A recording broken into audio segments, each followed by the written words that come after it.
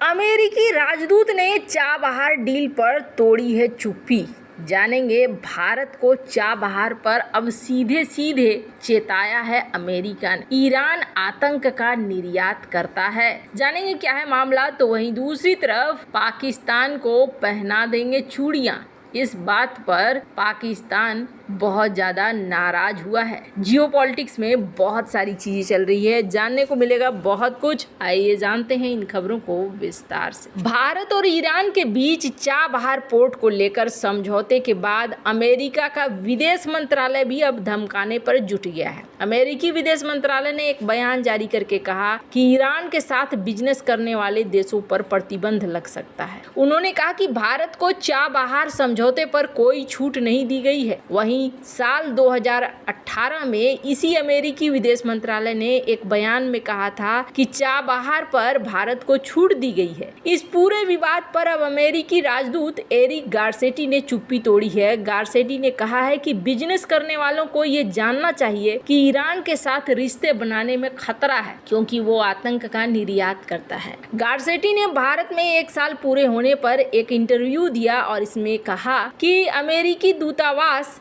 अभी अमेरिकी विदेश मंत्रालय से और ज़्यादा स्पष्टीकरण का इंतजार कर रहा है। इससे पहले अमेरिकी विदेश मंत्रालय ने कहा कि भारत पर प्रतिबंधों का खतरा है। गारसेटी ने कहा कि हम विदेश मंत्रालय से इस बयान पर और ज़्यादा स्पष्टीकरण का इंतजार कर रहे हैं। हम जानते हैं कि ईरान आतंकवाद के लिए एक ताकत है। ईरान एक ऐसी ताकत है जो कोई गलत चीज़ों का निर्यात करता है। ये न केवल मध्य पूर्व में बल्कि अन्य स्थानों पर भी। हम आमतौर पर प्रतिबंध लगाते हैं, लेकिन कुछ दुर्लभ मामलों में छूट दी गई है जहां पर रणनीतिक हित हो। गारसेटी ने कहा कि लेकिन ज्यादा बिजनेस करने वालों को ये जानना चाहिए कि ईरान के साथ संवाद करने में खतरा है, क्योंकि वो आतंकवाद का निर्यात करता है। ईरान सीधे तौर पर दूसरे संप्रभु देश पर हमला करता है, जैसा कि हमने हाल ही में देखा है। ये हम सभी के लिए चिंता का विषय होना चाहिए। हम निश्चित रूप से चाहते हैं कि भारत के आसपास के इलाकों में हालात स्थिर रहें, जो लोकतांत्रिक हैं और कानून का पालन करते हैं, साथ ही निश्चित रूप से आतंकवाद का निर्यात नहीं करते हैं। मैं समझता हूं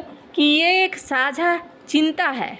आपको बता दें कि भारत ने सोमवार को ईरान के दक्षिण पूर्वी तट स्थित चाबहार बंदरगाह पर शाहिद बहिश्ती टर्मिनल के विकास और संचालन के लिए ईरान के साथ 10 साल के कॉन्ट्रैक्ट साइन किए। ईरान में भारतीय दूतावास ने एक्स पर पोस्ट किया कि तेहरान में इंडिया पोर्ट्स ग्लोबल लिमिटेड और ईरान के बंदरगाह और समुद्री संगठन द्वारा केंद्रीय बंदरगाह जहाजरानी जलमार्ग मंत्री सर्बानंद सोनोवाल के मौजूदगी में कॉन्ट्रैक्ट साइन किया गया है। अब यहाँ पर भारत $120 मिलियन का निवेश करेगा। इसके अलावा $250 मिलियन का वित्त पोषण है, मतलब कुल कॉन्ट्रैक्ट $370 मिलियन का है। और ये एक बड़ा प्रोजेक्ट है। क्या क्या फायदे हैं ये हमने आपको पहले भी बताया है। अब और ज्यादा डिटेल आनी बाकी है, पर ऐसा माना जा रहा है कि जिस तरीके से S-400 को लेकर हुआ ना, कुछ वैसा ही सीन यहाँ पर भी होगा। भारत इस डील को तोड़ेगा नहीं। इसलिए नहीं तोड़ेगा क्योंकि भारत जानता है व्यापार किसी देश की रीढ़ की हड्डी होती है। चाइना ने खूब व्यापार किया ईरान से, तेल का ऐसा व्यापार किया कि आज की डेट में चाइना को प्रॉफिट ही प्रॉफिट हो रहा है। 90% तेल ईरान का खरीद रहा है और अमेरिका इस मामले में कुछ भी नहीं कर पा रहा है। पर चाइना के बढ़ोतरी के लिए ये बहुत ही ज्यादा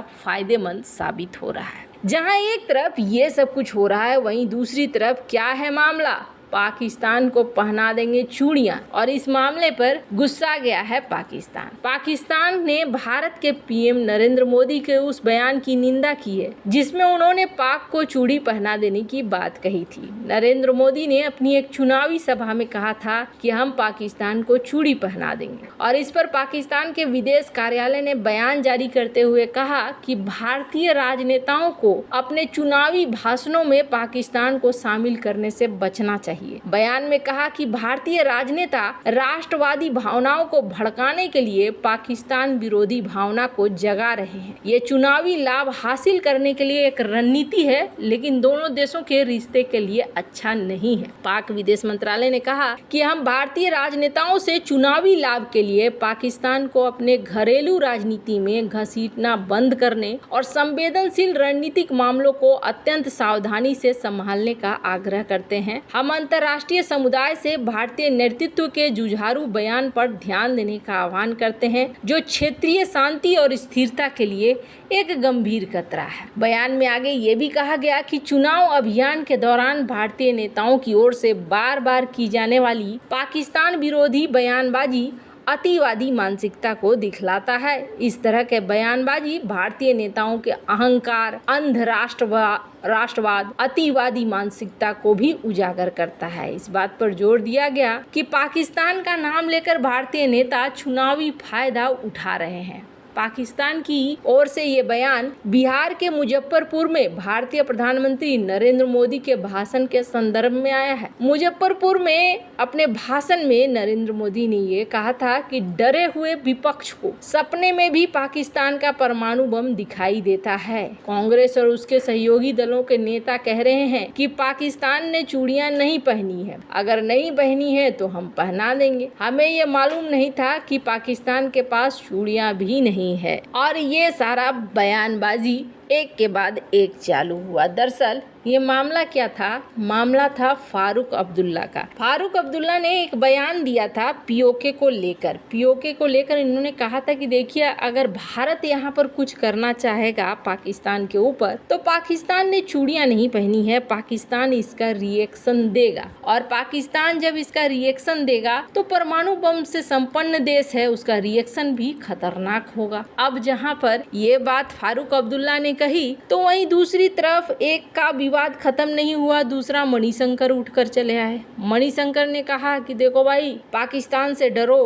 पाकिस्तान की इज्जत करो, क्योंकि पाकिस्तान के पास परमाणु बम है। अब अभी क्या है, अभी चुनाव का माहौल है। चुनाव के माहौल में इस तरीके की छींटाकशी एक दूसरे के ऊपर और भी ज्यादा चलती है। अब यही मौका था, इस मौके पे जवाब दिया गया। मणिशंकर मामले में भी जवाब दिया गया। और अभी बहुत सारे नेता हैं, सच मानिए तो कई सारी चीजें हैं जो चल रही है, दोनों ही तरफ से चल रही है। चुनाव के माहौल में अक्सर इस तरह की चीजें देखने को मिलती है।